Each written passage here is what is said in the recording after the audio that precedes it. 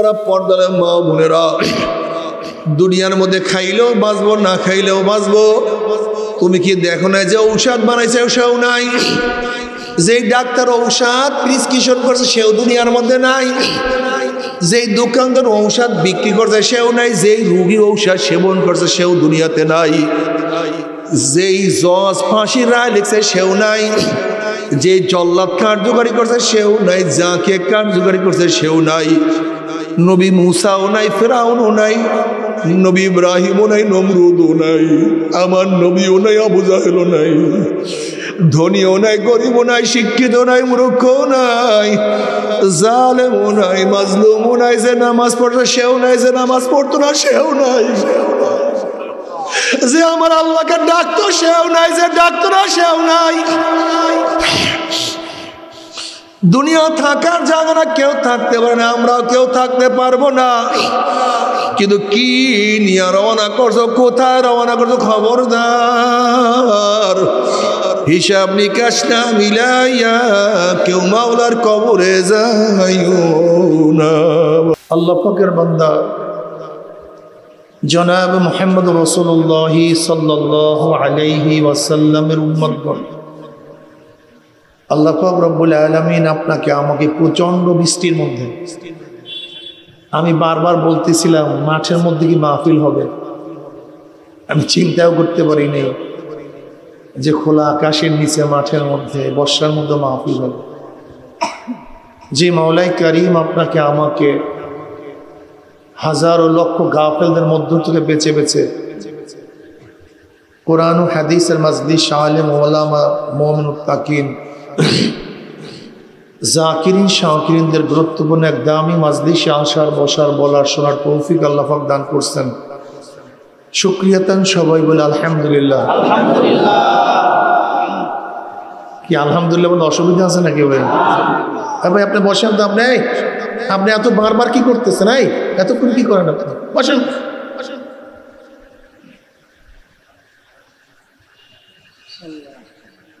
আলহামদুলিল্লাহ বলতে অসুবিধা আছে নাকি ভাই?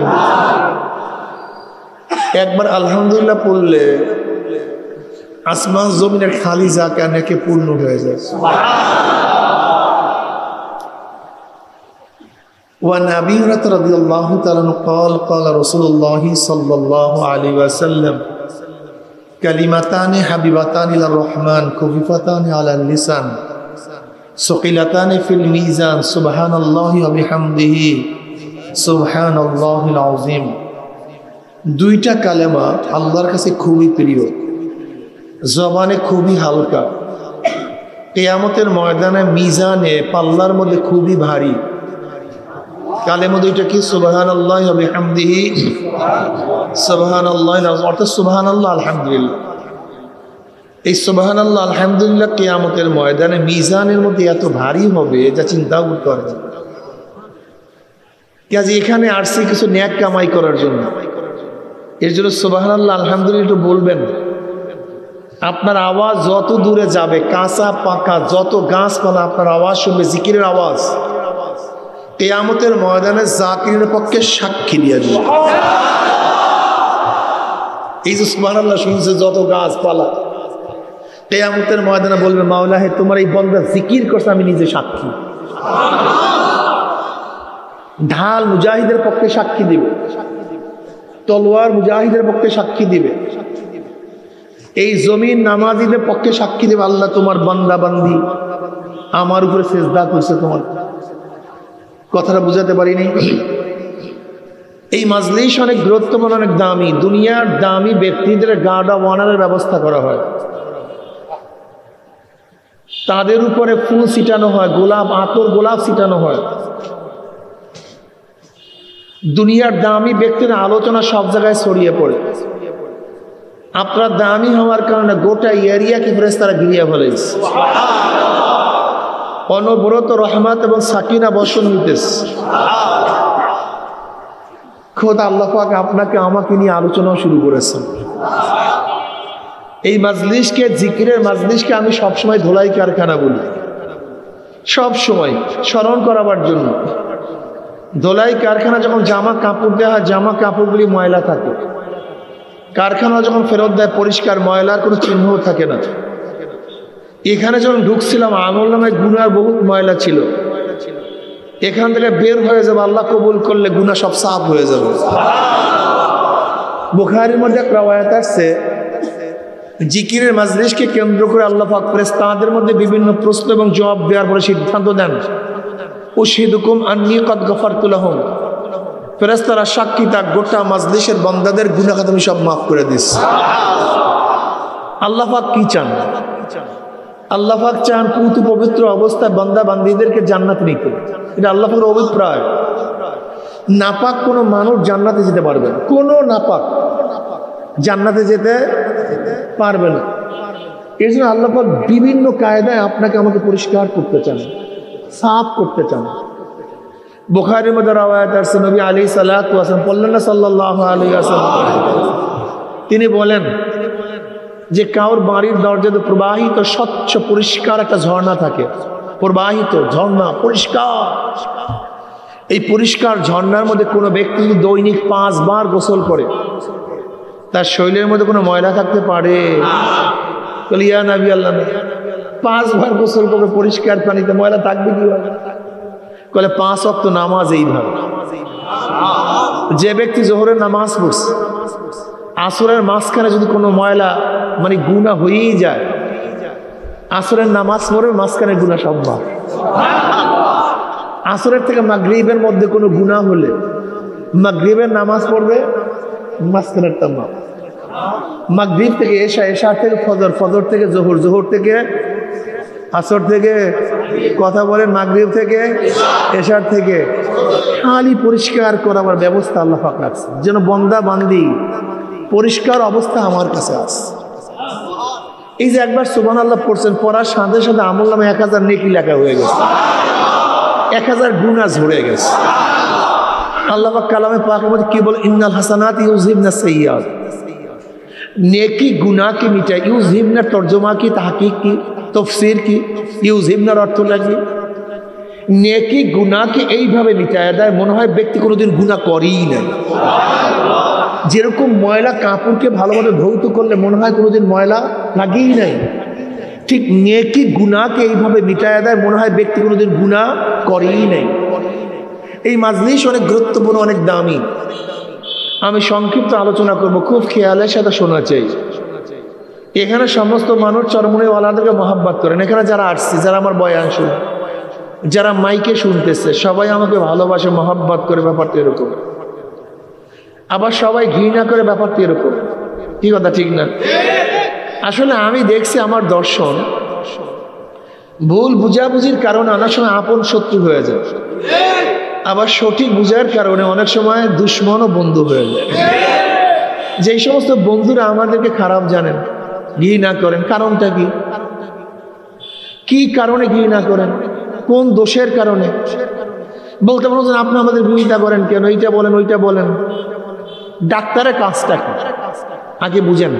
ডাক্তারের কাজটা কি ধরে নেন। আপনি ডাক্তারের কাছে গেছেন, যাওয়ার পরে ডাক্তার বলছে আপনার ডায়াবেটিস হয়েছে, ব্লাড প্রেশার হয়েছে, হার্ট ডিজিজ হয়েছে, রক্তের মধ্যে এই গ্যাঞ্জাম ওই, এগুলো সব দোষ না? আপনি ক্ষিপ্ত হয়ে যাবেন? হ্যাঁ, তুমি যদি ডাক্তারের দোষ বলার কারণে ক্ষিপ্ত হয়ে যাও, বাঁচতে পারবে না, মরতে হবে। তুমি বাঁচতে পারবে না, মরতে হবে। ডাক্তারকে বলতে দাও। ডাক্তার যদি তোমার রোগ ধরিয়ে দেয় তাহলে তুমি শুধরাতে পারবা, বাঁচার সম্ভাবনা আছে। আর যদি ডাক্তারের কথা না শোনো, গাদা মরবা, বাঁচতে পারবা না। ওলামাদের কাজটা কি? ওলামায়ে কেরামের কাজটা কি? তারা তো রুহের চিকিৎসা করবে, রুহের ডাক্তার, সমাজে চিকিৎসা করবে। নবী আলাইহিস সালাতু কেন আসছেন? হুয়াল্লাযী বাআসা ফিল উম্মিয়্যিনা রাসূলাম মিনহুম ইয়াতলু আলাইহিম আয়াতিহি ওয়া ইউযাক্কিহিম ওয়া ইউআল্লিমুহুমুল কিতাবা ওয়াল হিকমা হুয়াল্লাযী বাআসা ফিল উম্মিয়্যিনা রাসূলাম মিনহুম। তিনি উম্মীদের মধ্যে আসছেন, যারা বকলম ছিল, জাহেল ছিল, গণ্ডমূর্খ ছিল, সামাজিক কৃষ্টি কালচার, শিষ্টাচার, নিয়ম কানুন বলতে কিচ্ছু ছিল না। আপনার জাহিলি যুগের খবর সম্পর্কে মোটামুটি সবাই ওয়াকিফাল। জাহিলি যুগে অবস্থাটা কেমন ছিল? কোনো মানুষের ইজ্জত আবরুর কোনো গ্যারান্টি ছিল না, গোলামদের কোনো অধিকার ছিল না, মহিলাদের অধিকার বলতে কিচ্ছু ছিল না।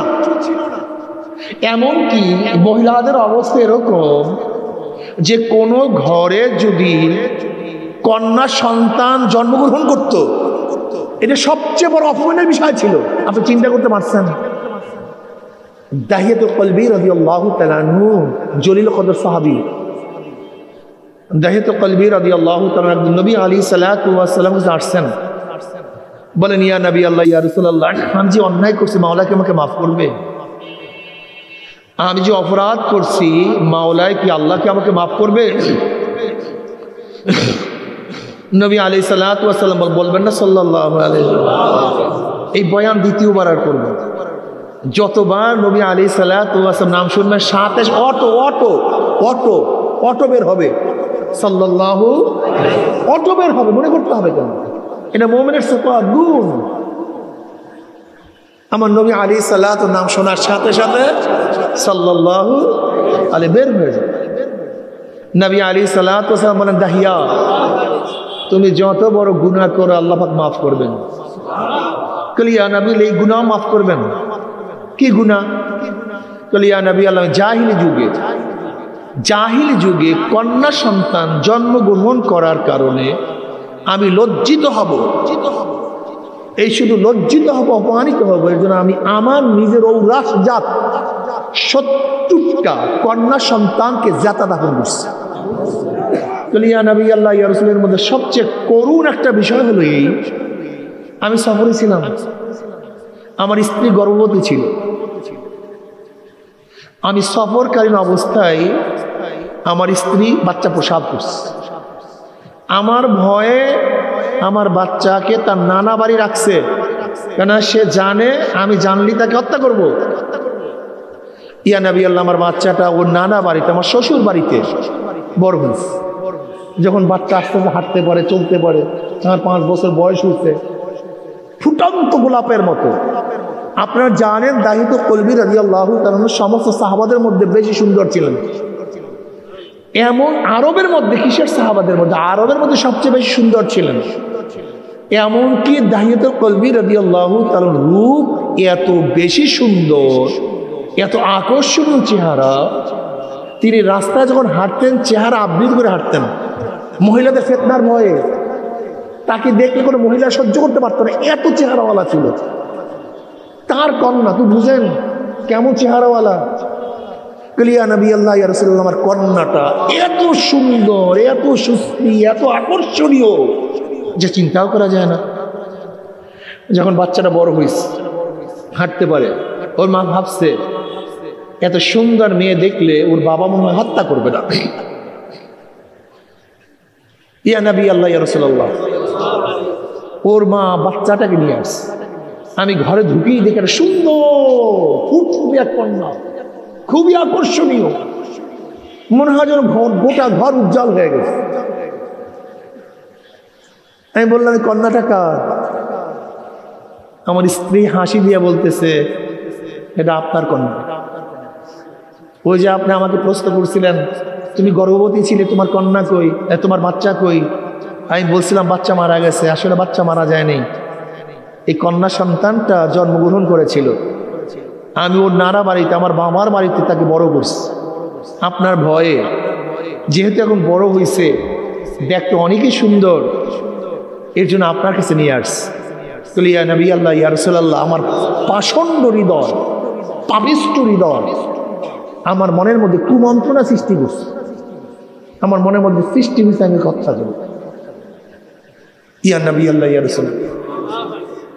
আমি একদিন তার মাকে বললাম, বাচ্চাটাকে সাজিয়ে দাও, তার নানা বাড়িতে নিয়ে যাবো। আমার স্ত্রী খুবই খুশি, বাচ্চাটাকে সাজাইছে, যে নতুন জামা কাপড় পরেছে, কি যে সুন্দর, কিছু আকর্ষণ। আমি সামনে হাঁটি, আমার বাচ্চা পিছনে হাঁটে, আব্বু আব্বু ডাকে, কিন্তু আমি ওর নানা বাড়ির পথ বাদ দিয়ে অন্য পথ ধরলাম। বাচ্চা বুঝতে পারছে যে এটা নানা বাড়ির পথ না। আমি আব্বুকে বললাম, আব্বু কোথায় যাও? বাচ্চা আমাকে বললো, আব্বু কোথায় যাও? এটা তো নানা বাড়ির পথ না। কিন্তু আমি বললাম, তুমি নানা বাড়ির পথ কয়টা ছিল, কয়টা জানো? আমি চুপ, আমার মেয়ে চুপ। আমি আস্তে আস্তে পাহাড়ের দিকে চললাম। আমি আগেই পাহাড়ের কিনারায় গর্ত খনন করেছি।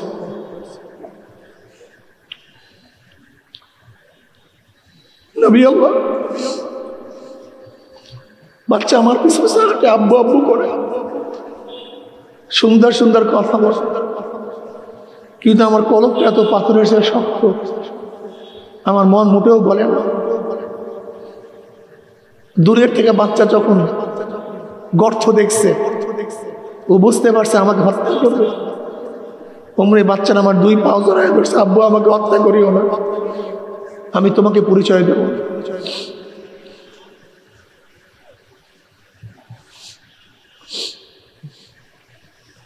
তুমি আমাকে হত্যা করিও না।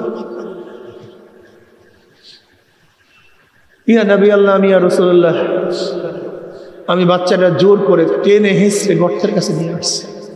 বাচ্চাটা আমার পাও ধরে, আমাকে হত্যা করিয়েন না, আমি আপনার বাকি বাবা পরিচয় দেবো না, আপনাদের কাছে কোনোদিন আসবো না। ইয়া নবী আল্লাহ। আমি বাচ্চাটাকে ধাক্কা দিয়ে গর্তের মধ্যে বলাইয়া দিয়েছি। বাচ্চারা চিল্লা চিল্লি করতেছে, আব্বু আব্বু করে ডাকতেছে, আমার হাতে মায়ে ধরে। ইয়া নবী আল্লাহ, আমার মনের মধ্যে সামান্য ব্যথা সৃষ্টি হয়নি। আমি ওই অবস্থায় বাচ্চাটাকে যেটা মাটি দিয়ে বলেছি। এই কথা শোনার পরে নবীও কান্দে, সাহাবারাও কান্দে, কান্নার রোগ পড়ছে। দাহিয়া দাহিয়া এই কাজ কোনো মানুষ করতে পারে?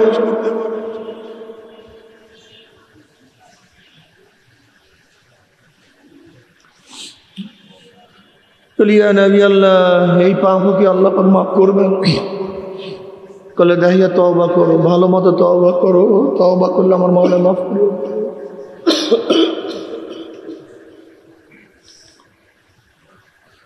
আজকে নারীবাদীরা মেয়েদের অধিকারের জন্য আন্দোলন করে, অথচ নবী আলাইহিস সালাতু ওয়াস সালাম মেয়েদেরকে যে ফজিলাত দান করছে, যখন মেয়েরা জন্মগ্রহণ করা অপরাধের বিষয় ছিল, আর আমার নবী ঘোষণা দিয়েছেন, যার ঘরের মধ্যে একটা মেয়ে সন্তান জন্মগ্রহণ করবে সে জান্নাতে সুসংবাদ। যার ঘরের মধ্যে 2টা মেয়ে সন্তান, জান্নাতে সুসংবাদ।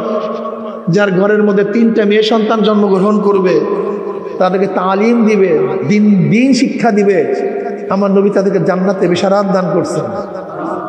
যেখানে মেয়ে জন্মগ্রহণ করা সবচেয়ে নিকৃষ্টতম লজ্জার বিষয় ছিল, আর সেখানে মেয়ে সন্তান জন্মগ্রহণ করা সবচেয়ে মর্যাদার বিষয় হয়ে গেছে। আর এই পাপিষ্টরা, বেয়াকুফরা ইসলামের মধ্যে নারীদের মর্যাদা খোঁজ করে। ওরে নারীদের মর্যাদা যেই পর্যন্ত আল্লাহ পৌঁছাইছে, এই পর্যন্ত যাবা কখন? মেয়েদেরকে ঠিকমতো লালন পালন করতে পারলে, দিন শিক্ষা দিতে পারলে জান্নাতে সুসংবাদ। তোমরা এই অধিকার কিভাবে প্রতিষ্ঠিত করবে? আমাকে গোটা দুনিয়ার সমস্ত বিজ্ঞানীরা, দার্শনিক একত্রিত হয়েও এই পরিমাণ ফজিলাত কেউ কোনোদিন দিতে পারবে না। মাদেরকে আমার নবী আলাইহিস সালাতু ওয়াস সালাম কি পর্যায়ে ফজিলাত দান করছেন, যা চিন্তাও করা যায়। এই জাহিল যুগকে সুন্দর এক পরিবেশ সৃষ্টি করার জন্য আমার নবী দুনিয়াতে আসছেন। কি করছেন? নবী আলাইহিস সালাতু ওয়াস সালাম বললেন, আমি অচিরে এমন একটা সমাজ উপহার দেব, মদিনার থেকে হাজরামাউত বা মক্কা পর্যন্ত একটা যুবতী, সুন্দরী, সুশ্রী, আকর্ষণীয় রমণী একা একা হাঁটবে, চলবে, ইফতিজিংয়ের শিকার হবে না, লুণ্ঠিত হবে না।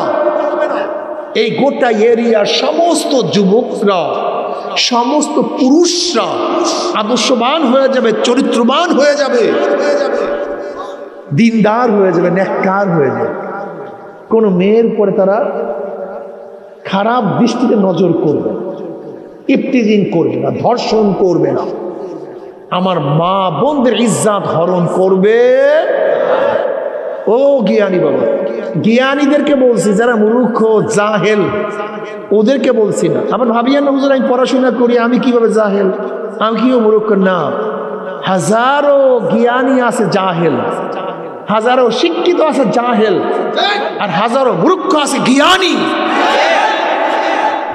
জ্ঞান পাপী হাজারো মানুষ দুনিয়ার মধ্যে, জ্ঞান পাপী, ওদের জ্ঞানের কোনো দাম নেই, ওদের শিক্ষার কোনো মূল্য নেই, কোনো মূল্য। আজকে বাংলাদেশের অবস্থাটা কি দেখেন তো, কি চলতেছে। এই পরশু দেখলাম স্বামীকে অপমান করছে, অপদস্থ করে স্বামীকে বেঁধে রেখে স্ত্রীকে ধর্ষণ করছে। এ তো জাহিলি যুগেই অবস্থা আমরা দেখি। সমাজের অবস্থা এরকম হবে। ঘরে ঘরে গাঁজা, ঘরে ঘরে ফেন্সিডিল, ঘরে ঘরে নেশা, ঘরে ঘরে চুরি ডাকাতি, ধর্ষণ, অপহরণ, পরকীয়া, মদ, ফেন্সিডিল, খুন খারাপি, হত্যা, অবিচার। এর কারণটা যদি আমরা এই কথাগুলি না বলি, সমাজ পরিবর্তন হবে কিভাবে? সব তো জানোয়ার হয়ে যাবে, সব তো ধ্বংস হয়ে যাবে। আজকে ওলামায়ে কেরাম থাকার কারণে, এই ওলামায়ে কেরামের নসিহতের কারণে কিছু মানুষ এখনো কলেমা পড়ে। ওলাও ফরজান ধরে নাও, ওলাও ফরজান ধরে নাও, বাংলাদেশ কোনো আলেম নেই, কোন আলেম। বলো তো দেশটার অবস্থাটা কি হবে? একটু বলো তো, একটু বলো তো, মনে কিছু নিও না বাবা। ধরে না কোনো আলেমরা বয়ান করেন, নসিহত করেন, দেশটার অবস্থাটা কি হয় বলো? সবাই বিএনপি, সবাই আওয়ামী লীগ, সবাই জাতীয় পার্টি, ধরে নাও না, সবাই বিএনপি, সবাই আওয়ামী লীগ, সবাই জাতীয় পার্টি, সবাই জাসদ, সবাই বাসদ, কোনো আলেম নেই। একটু চিন্তা করিয়া দেখো তো দেশটার অবস্থাটা কি হবে। বাবা আমরাই তোমাদের বন্ধু, আমাদের সত্য মনে করতেছো কেন তোমরা? তোমার অবস্থাটা কেমন? যেরকম পুরা নেশাগ্রস্ত তোমার সন্তান, নেশায় বাধা দিলে তোমাকে হত্যা করে, তোমার উপর আক্রমণ করে। আসলে তুমি কি তোমার সন্তানের শত্রু না সন্তানের বন্ধু? তা তোমার আক্রমণ করলো কেন বলো তো? নেশাগ্রস্ত। কি গ্রস্ত? নেশার ঘোর দূর হোক, নেশার ঘোর দূর হোক। যে ব্যক্তি তোমাকে নেশার থেকে বাঁধা দিছে, মনে করবো ইনি সবচেয়ে বড় আপন। আমি মনে করি কাউকে কেউ হত্যা করার চেয়ে যদি কেউ কাউকে নেশা ধরায়া দেয়, এটা সবচেয়ে বড় ক্ষতি করে। কেউ কাউকে হত্যা করলে ব্যক্তি শেষ, কেউ কাউকে হত্যা করলে, কিন্তু নেশা ধরাইয়া দিলে কথা কয় না। ও নিজে শেষ, ওর স্ত্রী শেষ, ওর সন্তান শেষ, বাবা শেষ, মা শেষ, সমাজ শেষ, দেশ শেষ। ইন্ডিয়ান প্ল্যানটা কি? আপনার স্বরাষ্ট্রমন্ত্রীর বক্তব্য শুনছেন, বর্তমান স্বরাষ্ট্র উপদেষ্টার, যে ভারত ফেন্সিডিল বানায় কিন্তু তারা খায় না, সব আমাদের দেশে পাঠায়। এই মাত্র মনে হয় এক সপ্তাহ আগে মনে হয় বক্তব্য। কারণটা কি বলেন তো? কিচ্ছুর দরকার নেই তো, কিচ্ছুর দরকার নাই, শুধু নেশা ধরায়া দাও। স্কুল বন্ধের স্লোগানের দরকার নাই, নামাজ বন্ধের স্লোগানের দরকার নাই, টুপি ফালাবার স্লোগানের দরকার নাই, দেশ ধ্বংসের স্লোগানের কোনো দরকার নাই, শুধু নেশা ধরায়া দাও। কোনো কিচ্ছুর দরকার নেই, খালি নেশা ধরায়া দাও। বুঝেন? আপনাদের সিরাজগঞ্জে তো নেশা মেশা নাই মনে হয় না, এত বাড়ছে কেন? আপনি চিন্তা করতে পারছেন যাদের 16 বছর বা যাদের 30 বছর বয়স, 30 বছর আগে কি এত নেশা ছিল? এখন এত নেশার কারণটা কি? একদিন চিন্তা করছেন? একদিন ভাবছেন? 30 বছর আগে তো এত নেশা ছিল না। এত নেশা আসছে কোথার থেকে? কারা, কোথার থেকে সাপ্লাই হয়? মাদক নিয়ন্ত্রণ অধিদপ্তর কি করে? পুলিশরা কি করে? মিলিটারিরা কি করে? একদিন চিন্তা করছেন? তুমি হাজারো আইন দিয়ে নেশা বন্ধ করতে পারো নাই, কিন্তু এই মৌলবীরা, এই আলেমরা তাদের নসিহতের মাধ্যমে হাজারো গাজার কলকে ভেঙে ফেলেছে। হাজারো নেশাগ্রস্ত গাজাখোর কলকে ভেঙে ফেলেছে, আর কোনোদিন নেশার মধ্যে চুমুক দেব না। হাজারো মদখোর মদের বোতল ভেঙে চুরমার করে ফেলেছে, আর কোনোদিন মদের মধ্যে চুমুক দেব না। তুমি পারো না, তুমি ব্যর্থ, এই আলেমরা পারছে। তুমি খুনিকে খুনের থেকে ফিরাতে পারো নাই, কিন্তু আলেমরা হাজারো অস্ত্র, অবৈধ অস্ত্র ফেলে দিয়েছে। অবৈধ অস্ত্র ব্যবহার করবো না। তুমি চুরি ফিরাতে পারো নাই, কিন্তু আলেমদের বয়ানের কারণে হাজারো চোর আজকে আল্লাহর ওলি হয়ে গেছে। হাজারো ডাকাত দরবেশ হয়ে গেছে। আমার দাদাজান রহমতুল্লাহ আলীর কাছে এক ডাকাত বয়াত হয়েছে। বয়ান শোনার পরে দাদাজান বয়ান করলেন, হারাম যার মাল আত্মসাৎ করছে সে মাফ করার আগ পর্যন্ত যতই দরবেশি করো না কেন, তোমাকে মাফ করা হবে না, আল্লাহ মাফ করবে না। ও ডাকাত তো মারাত্মক ডাকাত ছিল। ও চিন্তা করছে আমি তো ডাকাত। আপনারা জানো অবৈধ পয়সা যেই পথে আয় সেই পথে ব্যয়। ডাকাতদের কিন্তু বাড়িঘর থাকে না, ওই যত কামাই করে শেষ। ও তো একসময় ডাকাত ছিল, এখন তো পয়সা পাতি কিছু নেই। একদিন এক হিন্দু জমিদারের বাড়িতে গিয়ে জমিদারের পাও ধরায় বসে, বলে জমিদার সাহেব আমাকে মাফ করে। জমিদার সাহেব বলছে, কিসের মাফ করবো? কি করছো তুমি? কি অন্যায় করছো বলো আগে। বলে জমিদার সাহেব আমাকে মাফ করে। মাফ করবেন কিনা? বলে আগে বলবা তো অন্যায়টা কি করছো, তারপর তো মাফ করবো, বলো কি করছো। জমিদার সাহেব, অমুক রাত্রে অমুক সনে অমুক তারিখে আপনার বাড়িতে ডাকাতি হয়েছে, আপনার কি মনে আছে? বলে মনে আছে। মানে সব কিছু নিয়ে কিচ্ছু রাখেন, এটা ভোলা যায়? বলে ডাকাত কি চিনতে পারছেন? বলে রাত্রে অন্ধকারে চিনবো কিভাবে? বলে আমি সেই ডাকাতের সন্তান। হুজুর বয়ান করছে, যার মাল আত্মসাৎ করছে সে মাফ না করলে মাওলানা মাফ করবে। এখন আমার কিছু টাকা নেই, আমি দেবো কিভাবে? যেই পথে আয় সেই পথে ব্যয়, আমাকে মাফ করে না। আবারও দোষ। এবার জমিদার সাহেব বলছে, হ্যাঁ তোমাকে মাফ করবো, একটা শর্ত আছে। বলে কি শর্ত? বলে আমার বাড়িতে দাওয়াত খেতে হবে, তোমাদের গ্রুপের সবাই, খাসি আমার, সব আমার। বলে কেন, ধরাইয়া দেবেন? বলে না। বলে কেন? বলে খুশি হইয়া। বলে কি খুশি? বলে তোমাদের ভয়ে ঘুমাতে পারতাম, কখন আসো, কিন্তু তোমরা যে ভালো হয়ে গেছে এই খুশিতে তোমাদেরকে দাওয়াত খাও। আমার নবী আলাইহিস সালাতু ওয়াস সালাম হাজারো মানুষদেরকে দিনদার বানায় ফেলেছে, এবং হাজারো খুনিদেরকে আল্লাহর ওলি বানায় ফেলেছে। যারা মদ খাইতো তাদের মুখের থেকে মদ চিরতরে বিদায় দিয়ে দিচ্ছে। যারা অত্যাচার অবিচার করতো ইনসাফ তাদের মধ্যে শিক্ষা দিয়েছে। জ্ঞানীদেরকে বলবো, যাদের মাথায় গ্লু আছে, 1000 বার দেশ পরিবর্তন করে, 1000 বার নেতা পরিবর্তন করো, 1000 বার, 1,00,000 বার দল পরিবর্তন করো, কপাল পরা শান্তি দেখবা না।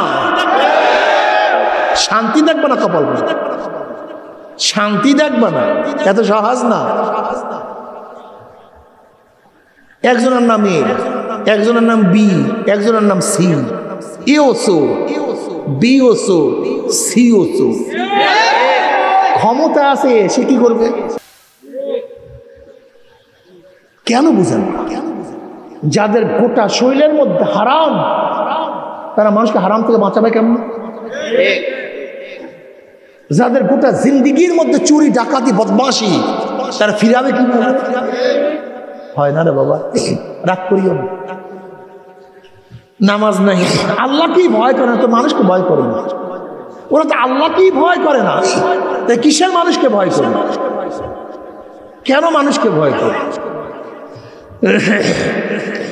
আগে নিজেকে গঠন করো, আমি চুরি করবো না, আমি হারাম খাবো না। আমি আমার যুবক বাবাদেরকে, বন্ধুদেরকে বলবো, যারা আল্লাহকে মানে, যারা মানো না বাদ দাও। হাজারো মানুষ মানে, কোটি মানুষ মানে না, এতে কিচ্ছু আসে যায় না। তুমি যদি আল্লাহকে মানো, খবরদার হারাম খাইও না। হারাম খুবই মারাত্মক। আমি দেখছি যত গ্যাঞ্জাম, যত মারামারি, যত কাটাকাটি সব হারামের কারণ। আমি খাবো, চাঁদা সব আমার, এই এলাকা সব আমার, গুন্ডামি আমার, বদমাশি আমার, খা মর কা, শুধু হারাম। নিজে তৈয়ার হয়, আল্লাহকে ভয় কর, আত্তাকুল্লাহ, আল্লাহকে ভয় কর। এই দুনিয়া কিন্তু শেষ না, দুনিয়ার শুরু আছে, জোরে বলেন, আর দুনিয়া আখিরাতে শুরু আছে, দুনিয়া শুরু আছে, আখিরাতের শুরু আছে। মুখস্থ বল। নবী আলাইহিস সালাতু ওয়াস সালাম আখিরাত এবং দুনিয়ার একটা তুলনা দিচ্ছেন। কিভাবে? দুনিয়ার জিন্দেগি আখিরাতের জিন্দেগির কেমন হবে উদাহরণ দেব নাকি? মনে রাখার নবী আলাইহিস সালাতু ওয়াস সালাম ফরমান, ধরে নাও গোটা দুনিয়া একটা গোডাউন, পশ্চিম থেকে পূর্ব, উত্তর থেকে দক্ষিণ, আসমান থেকে জমিন, গোটা দুনিয়া একটা। এই গোটা গোডাউনকে সরিষা দিয়া ভরিয়া দাও। কি দিয়া? কত হাজার কোটি সরিষা ধরবে, কি হিসাব করতে পারবে? নবী আলাইহিস সালাতু ওয়াস সালাম ফরমান, একটা কবুতরকে বলো, কবুতর একটা সরিষা খাও, আবার 500 বছর পরে চান্স। কত বছর? এর মধ্যে চান্স নাই, একটা খাবা, আবার আবারও আবারও আবারও এরকম 500 বছর পরে পরে সরিষা খেতে খেতে খেতে খেতে একদিন গোটা দুনিয়ার সমস্ত সরিষা শেষ হয়ে যাবে। একদিন না একদিন, একদিন না একদিন, একদিন না একদিন, একদিন না একদিন গোটা দুনিয়ার সরিষা শেষ হয়ে যাবে। কিন্তু আখিরাতের জিন্দেগি শুরু হবে, আর কোনোদিন শেষ হবে না। কি করছেন সারাদিন? দুনিয়া, ঘুম থেকে ওঠার পরে দুনিয়ার চাকরি, নৌকারি, ব্যবসা বাণিজ্য, কৃষি, ঘুমাইয়া পড়লাম দ্বিতীয় দিনে একই কায়দা, প্রত্যেক দিন একই কায়দা, তারপরের দিন একই কায়দা। কেউ জাল নিয়ে নামি, কেউ নাঙ্গল নিয়ে নামি, কেউ রিক্সা নিয়ে নামি, কেউ ঠেলা গাড়ি নিয়ে নামি, কেউ ব্যবসার চাবি নিয়ে নামি, আবার কেউ বা নৌকারি করার জন্য দৌড়াদৌড়ি করা শুরু করিয়া দেই। এই দুনিয়ার চিন্তা চিন্তা কার বয়স 30 হয়ে গেল, কেউ 40 অতিক্রম করিয়া ফেলাইছি, কেউ দাড়ি চুগলি পাকাইয়া সব সাদা বানাইয়া ফেলাইছে, কেউ তো কবরের কিনারায় কিনারায় চক্কর লাগাইতে আসি। কিন্তু কে আমাকে বানাইলো, কেন বানাইলো, কে আমাকে বানাইলো, কে আমাকে বানাইলো, কেন বানাইলো, আমার মৌয়াতে কি উপায় হবে, কবরে কি উপায় হবে, আমার কিয়ামতের ময়দানে কি উপায় হবে, মিজানের মধ্যে আমার নেকের পাল্লা ওজন হবে না, গুনার পাল্লা ভারী হয়ে যাবে। ওয়া ইন মিনকুম ইল্লা ওয়ারিদুহা কানা আলা রাব্বিকা হাতমান মাকদিয়া সুম্মা নুনাজ্জিল্লাযিনা তাকাও ওয়া নাযারুয যালিমিনা ফিহা জিসিয়া। পুসরা 30,000 বছর রাস্তা, চুলের চেয়েও চিকন, তলোয়ারের চেয়েও ধার, নিচের জাহান্নামের আগুন, আমাবস্যার চেয়েও অন্ধকার। আল্লাহ মাফ করিয়া দাও। এই পুসরাত পারি দিতে পারবো কি পারবো না? এখানে এমন অনেক বেয়াকুব আছে, এই চিন্তাগুলি একবারও করি না।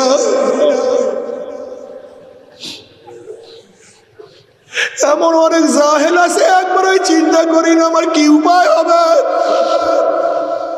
আমার মৌয়া কি ইমানের সাথে হবে না বেঈমানের সাথে হবে।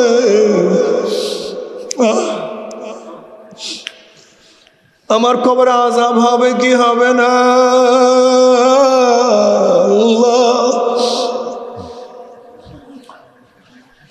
এ আমার যুবক বাবারা, মুরব্বী বাবারা, পর্দার মা বোনেরা, দুনিয়ার মধ্যে খাইলেও বাঁচবো, না খাইলেও বাঁচবো।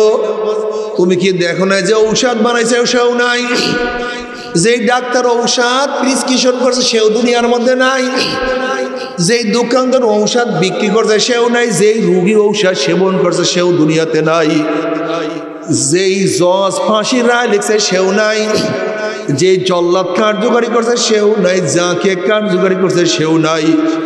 নবী মুসাও নাই, ফেরাউনও নাই, নবী ইব্রাহিমও নাই, নমরুদও নাই, আমার নবীও নাই, আবু জাহেলও নাই, ধনীও নাই, গরিবও নাই, শিক্ষিত নাই, মূর্খও নাই, জালেমও নাই, মাজলুমও নাই, যে নামাজ পড়ছে সেও নাই, যে নামাজ পড়তো না সেও নাই।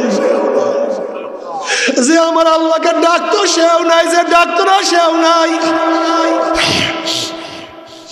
দুনিয়া থাকার জায়গা না, কেউ থাকতে পারে না, আমরাও কেউ থাকতে পারবো না। কিন্তু কি নিয়ে রওনা করছো, কোথায় রওনা করছো খবরদার।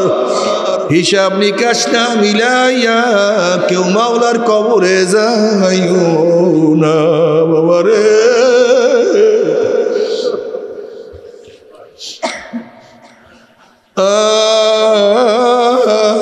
আল্লাহ, দুনিয়ার ব্যবসায় একবার লস খেলে বারবার ব্যবসা করিয়া লাভ করার আশা করা যায়। আজকে দুনিয়ার পরীক্ষায় একবার ফেল করলে বারবার পরীক্ষা দিয়া পাশ করার আশা করা যায়।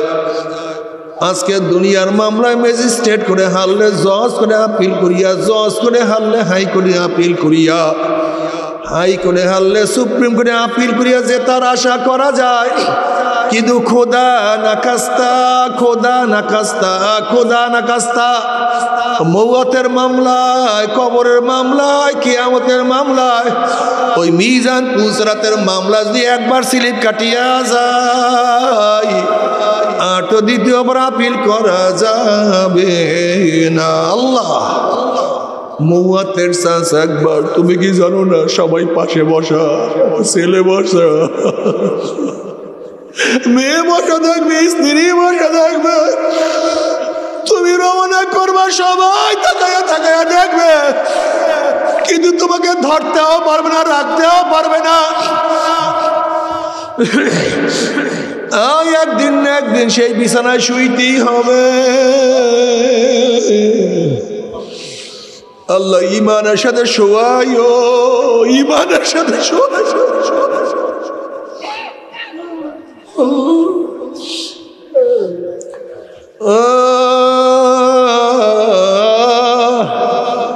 তুমি কি দেখো না শয়তান এত ইবাদত করছে,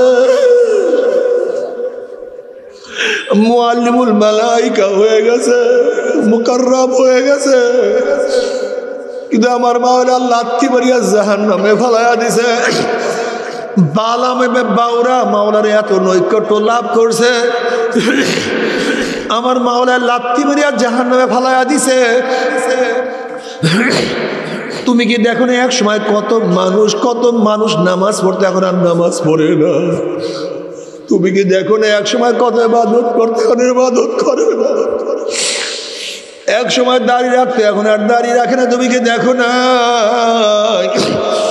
কত মানুষ গোমরাহ হয়ে গেছে, জানি না আমাকে মাওলা, তোমাকে আমাকে মাওলা আবার কি করিয়া ফেলায়। এর জন্য আল্লাহর কাছে দোয়া করো, রব্বানা লা তুযিগ কুলুবানা বা'দা ইয হাদাইতানা ওয়া হাব লানা মিন লাদুনকা রাহমা ইন্নাকা আনতাল ওয়াহ্হাব। মাওলা হেদায়েতের পরে গুমরাহ করিও না, হেদায়েতের পরে গুমরাহ করিও না। আল্লাহ ঈমানের সাথে মৃত্যু দিয়া দিও। আল্লাহ কবর আযাব মাফ করিয়া দিও। তুমি কি জানো কবরের মধ্যে অবস্থাটা কি হবে? বাবারে, দুনিয়ার ঘরের মালিকের সাথে পরিচয় যদি থাকে, যত রাত্রি ঘরে যাও না কোনো টেনশন নাই, কোনো চিন্তা নাই। যেরকম শ্বশুর বাড়িতে রাত 3টার সময় গিয়ে নক করছো, শ্বশুর ডাক দিছে, কে? তুমি বলছো আব্বা আমি আপনার জামাই।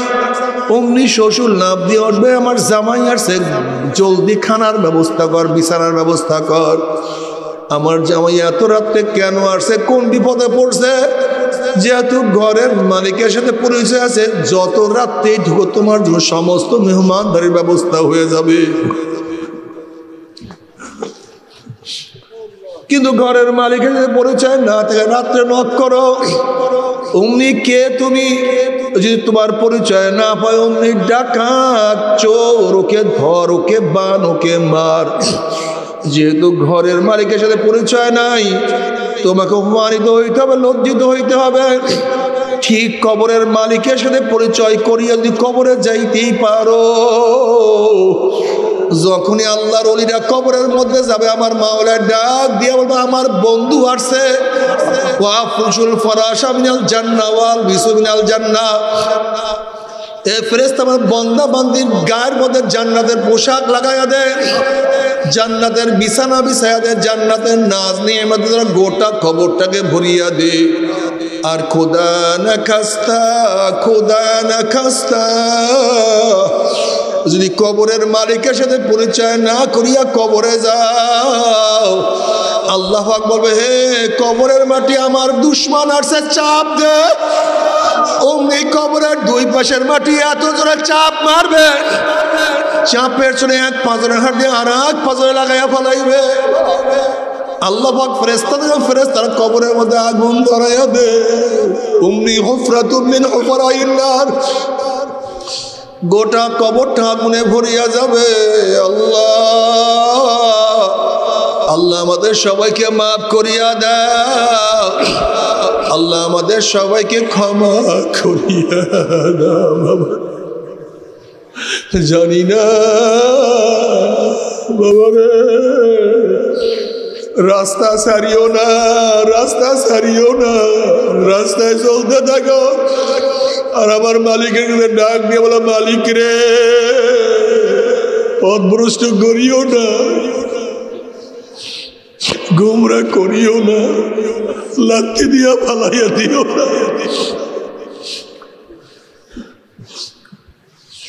খবরদার আল্লাহর সাথে কেউ কেবের করবে না। আল্লাহ আমাকে মাফ করবে না, কি আমাকে মাফ করবে না কেন? আমি এত ইবাদত করি, এই জান্নাতে নিবে না কেন? আমি পীর, আমি এত দাওয়াতি কাজ করি, আমি এত দিনের কাজ করি, মাওলা আমাকে কেন জান্নাতে নিবে না? খবরদার, আমার মাওলা সামাদ, তিনি বেনিয়াস, তিনি বেপরোয়া, তার সামনে সবসময় ঝুঁকিয়া থাকো, মাথা নত করিয়া রাখো, সুখের পানি ফালাইতে থাকো। আমার মালিক অনেক বড়, আল্লাহু আকবার, আমার মালিক অনেক বড়, আল্লাহু আকবার আলা কুল্লি শাই। আমার মালিক এত বড়, তার সামনে কেউ কিছু করতে পারে না। গোলামের কাজ হলো মালিকের সামনে সব সময় নত হইয়া থাকো, মাওলার সামনে নিজেকে ঝুঁকায়া দাও, নিজেকে সুপুর্দ করিয়া দাও, আমি কিছু না, আমি এক কাতার নাপাক পানি। হাল আতা আলাল ইনসানি হিনুম মিনাদ দাহরি লাম ইয়াকুন শাইয়্যাম মাযকুরা, ইন্না খালাকনাল ইনসানা মিন নুতফাতিন আমশাজিন নাবতালিহি ফাজআলনাহু সামিয়্যাম বাসীরা। আল্লাহ, আমি কিছু না, আমি কিছু না, আমি কিছু না। তুমি খালেক, তুমি মালিক, তুমি আকবার, তুমি আমার মালিক, আমি তোমার সামান্য গোলাম। তুমি যে গোলামকে যা ইচ্ছা তাই করতে পারো, সবসময় মালিকের কাছে মাথা নত করিও, চোখের পানি সব সময় ফালাইও, আর মালিককে মাঝে মাঝে ডাক দিও, মাওলা রে, ও আমার মালিক রে, তুমি আমাদেরকে ভুলিও না। বাবারে, তুমি কি দেখো না, এই বাচ্চা যখন ওয়া ওয়া ডাক দেয়, বাচ্চা যখন ওয়া ওয়া ওয়া ডাকতে থাকে, ওই বাচ্চার আওয়াজের মধ্যে আমার মাওলায় এত সুন্দর মোহাব্বত রাখিয়া দিছে। বাচ্চা ওয়া ওয়া শব্দ করে, আর মায়ের বুকের মধ্যে মোহাব্বতে জোশ মারা শুরু করে। বাচ্চা ওয়া ওয়া করে, মায়ের বুকের মধ্যে মোহাব্বত উঠতে থাকে, জোয়ার সৃষ্টি হয়ে যায়। হঠাৎ মার হাতের থেকে কাজ পড়িয়া যায়, দৌড়ে আসিয়া বাচ্চাকে কোলে নেয়, বাচ্চাকে চুমা দেয়, এই গেলে চুমা দেয়, ওই গেলে চুমা দেয়।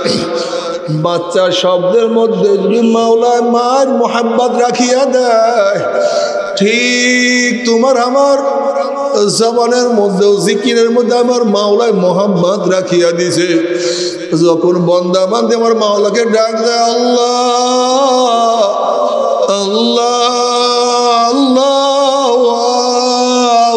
করে চিল্লাতে থাকে, আমার মাওলার কুদরতি প্রাণের মধ্যে মোহাব্বতের জোশ মারা শুরু করে। অমনি আমার মাওলা ডাক দে, লাব্বাইকা আব্দি বান্দা, আমি তো তোর কাছেই আছি, তুই কি বলতে চাস? আনা ওয়ানা মাহু ইয যাকারানি, বান্দা যখন তুই জিকির করো তখন তো আমি তোর সাথেই থাকি। বান্দা তুই যখন জিকির করো, আনা জালিসুম মান যাকারানি, বান্দা যখন তুই বসিয়া বসিয়া জিকির কর তখন আমি তোর কুদরতি ভাবে তোর পাশে বসিয়া যাই। উদউনি আস্তাজিব লাকুম, বান্দা যখন তুই আমাকে ডাকো আমি তোর ডাকে সাড়া দিয়া দেই। ও যুবক বাবারা, ও আমার মুরব্বী বাবারা, পর্দার মা বোনেরা, আমার মাওলাকে ডাকো, আমার মাওলার ইবাদত করতে থাকো।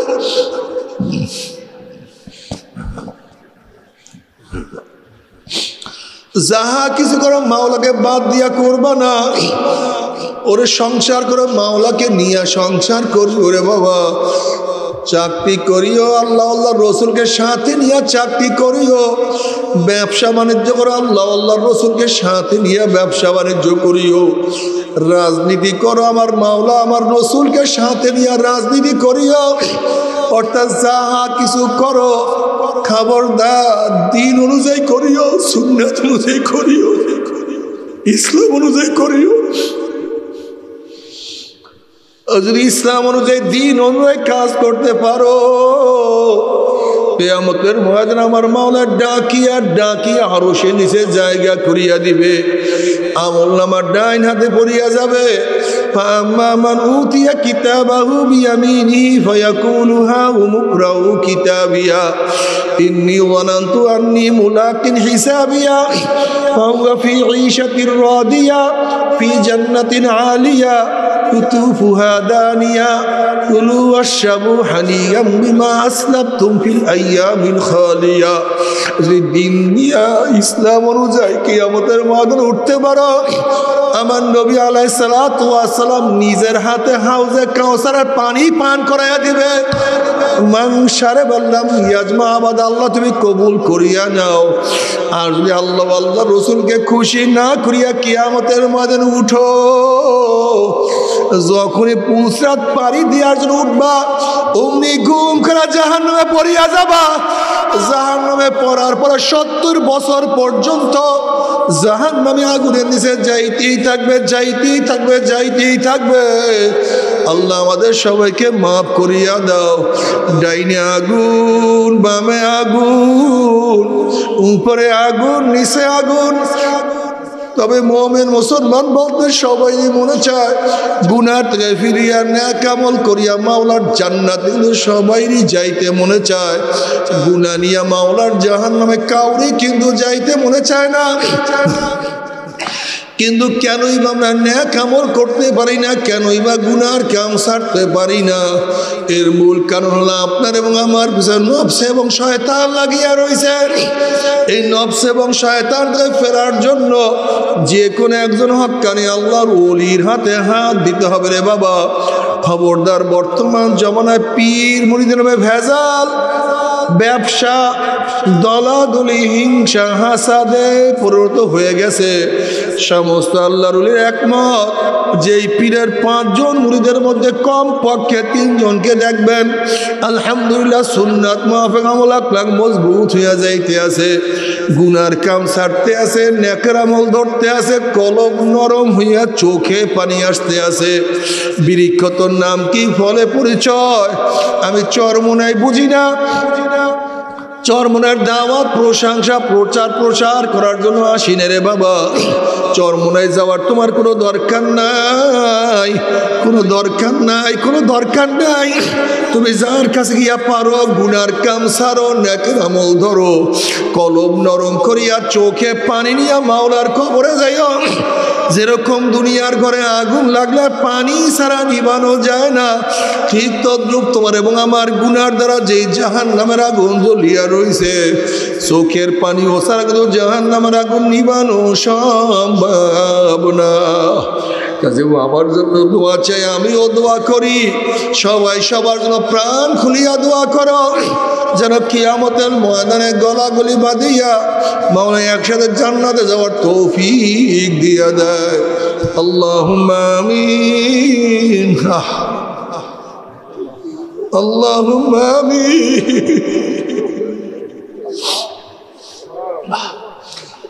ও আমার পর্দালা মা বোনেরা, দুই হাত তুলিয়া মাওলার দরবারে কান্দো আর মাওলার কাছে মাপ চাও। আল্লাহ কত আলেম ওলামা হাত তুললাম রে মাওলা। আল্লাহ কত সাদা দাড়িওয়ালা ভাইদেরকে নিয়ে হাত তুললাম রে মাওলা। আল্লাহ কত বেগুনার নাবলাক তালবে ভাইদেরকে নিয়ে হাত তুললাম রে মাওলা। আল্লাহ কত জাকিরিন শাকিরিন তোমার খাস খাস বন্দা বান্দাদেরকে নিয়ে হাত তুললাম রে মাওলা। আল্লাহ আমি তো গুনাহগার, আমার দিকে না তাকাইয়া তোমার যেই বন্দার হাত পছন্দ হয় তার উসিলে আমাদের সবাই গুনাহ কথা মাফ করে দাও। আল্লাহ মাফ করবাই না, ক্ষমা করবাই না। তোমার বন্দার এখানে কেন আসছে? আমরা দুনিয়া পাওয়ার জন্য আসি নাই, দুনিয়া চাওয়ার জন্য আসি নাই, দুনিয়ার বিপদে পড়িয়া কেউ আসি নাই। কেউ নামাজ কাজা করিয়া ফেলেছে, কেউ রোজা সারিয়া গেছে, কেউ বিপদ অপকর্মের মধ্যে লিপ্ত হয়ে গেছে, কেউ হারাম কবিরা গুনাহ করিয়া ফেলাইছি। আল্লাহ আমরা জাহান্নামের কাজ করিয়া ফেলাইছি। আল্লাহ জাহান্নামের খাতার থেকে আমাদের নামটা কাটিয়া দাও। আল্লাহ জাহান্নামের খাতার থেকে আমাদের নামটা কাটিয়া দাও। আল্লাহ জান্নাতুল ফেরদাউসের মধ্যে আমাদের নামটা উঠায়া নাও। আল্লাহ আমার যুবক বাবাদেরকে কবুল করিয়া নাও। আল্লাহ আমার মুরব্বী বাবাদেরকে কবুল করিয়া নাও। আল্লাহ আমরা যারা হাত তুললাম জানি না কার মা নাই, বাবা নাই, স্ত্রী নাই, সন্তান নাই, দাদা নাই, দাদু নাই, নানা নাই, নানু নাই। আল্লাহ যত মুমিন মুমিনাত মুজাহিদরা কবরে শুয়ে সবাই কবরে আযাবকে মাফ করে দাও। আল্লাহ খাস করে আমাদের শাইখ ও মুর্শিদের কবরকে জান্নাতের বাগিচা বানায় দাও। মা দাদা সহ তামাম দুনিয়ার মাশায়েখদের মাকামকে জান্নাত মধ্যে বুলন্দ করে দাও।